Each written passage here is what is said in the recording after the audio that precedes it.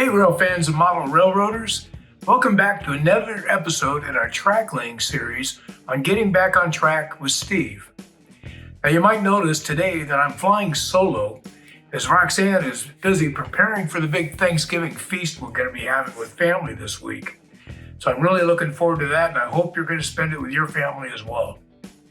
So last week, we managed to lay down Cork roadbed and track going all the way around from our switches by the swing bridge across the top of our layout and added part of our main line and our feeder line. Now this week, we're going to continue on with that theme. We're going to lay more Cork going from the top left-hand side all the way down around the corner, hopefully getting close to the River Falls area. So why don't you follow along with me, and we'll go lay down some Cork and get some more track laid out. This is really getting exciting, and I can't wait until we're running trains again. So as you'll notice, we're working from the curve at the left-hand side top of the peninsula end down to the next curve down. And because Roxy wasn't here, I messed up the total camera work. I thought I had the recordings going when I started the first curve, and when I went to shut it off, I found it wasn't running. So you only get to watch me put the straights in the final curve.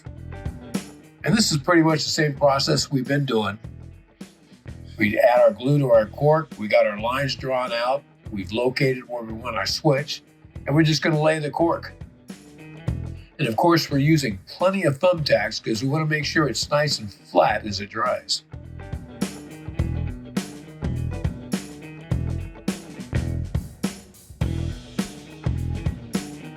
So this turnout here, this is thinking towards the future and the expansion we're going to do around the back side of the layout, the other side of the backdrop for a rail yard.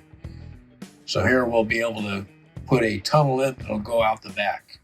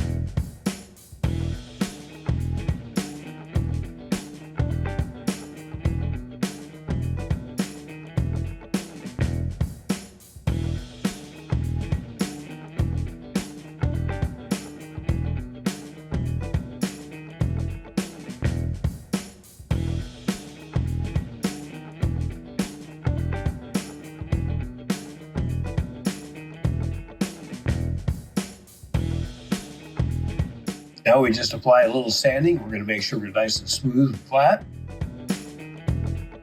We're going to prepare that Cork for the rails to go down.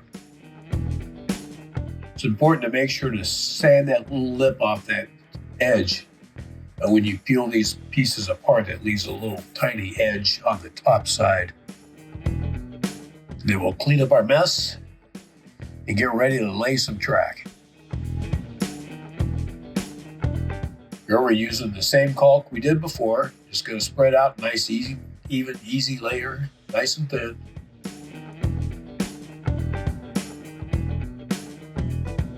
We've already removed the ties at the joint areas and soldered our straight pieces together.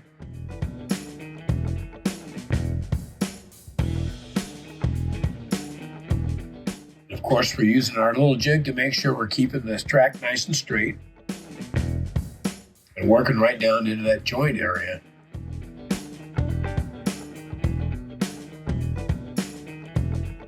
And again, we're going to use plenty of tacks because we want to make sure it holds down flat and in place, but you don't want to press too hard because you don't want to make any problems with the rails bending.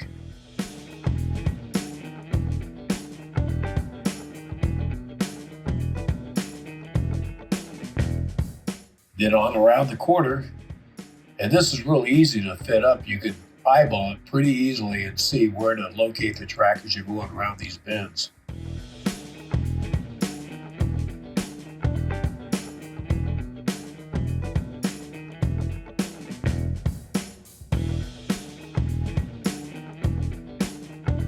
And then we get to move on to the best part of track laying, where we test out the track. So this time I thought I'd throw a few box cars and a caboose on there and pull some cars through those switches to see how well it works. It seemed to roll nice and easy through the first stretch and right through the second switch there.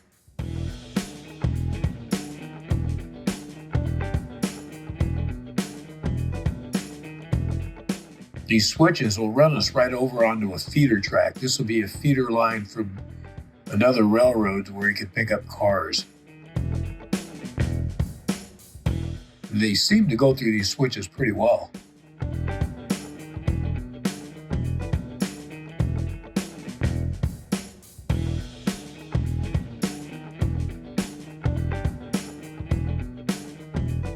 It's sure nice to have some long runs for this train. I'm looking forward to being able to run through these nice long runs in a continuous loop.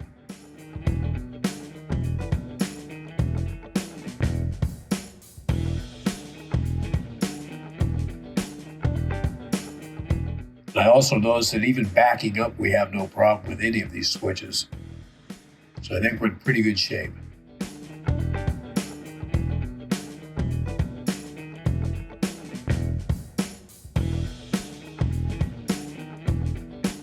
And I love this shot here. We came in really close. I wasn't sure we were going to clear the train.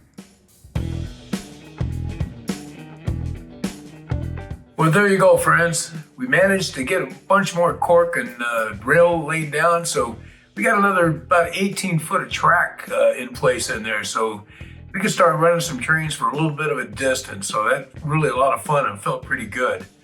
I'm pretty happy with how smooth the track seems to be operating. I haven't had anything derail or have any issues of that sort. I did notice I need to work on my couplers a little bit more. I had uncouplings going on a couple times, but I don't think that was caused by the track. I think it's the couplers themselves. So we're going to keep moving forward. We're about to go into the River Falls area, so I'm going to have to build a bridge so we can cross those falls, and we got to work the logistics of that whole layout area. So we got some great ideas for it. We're going to continue to work on that. You guys all have a great Thanksgiving with your families. I know I am. Roxy is cooking up a feast for us, so I'm looking forward to that turkey. So we'll see you again next time on Getting Back on Track with Steve, and Roxanne will be with me. Bye, guys.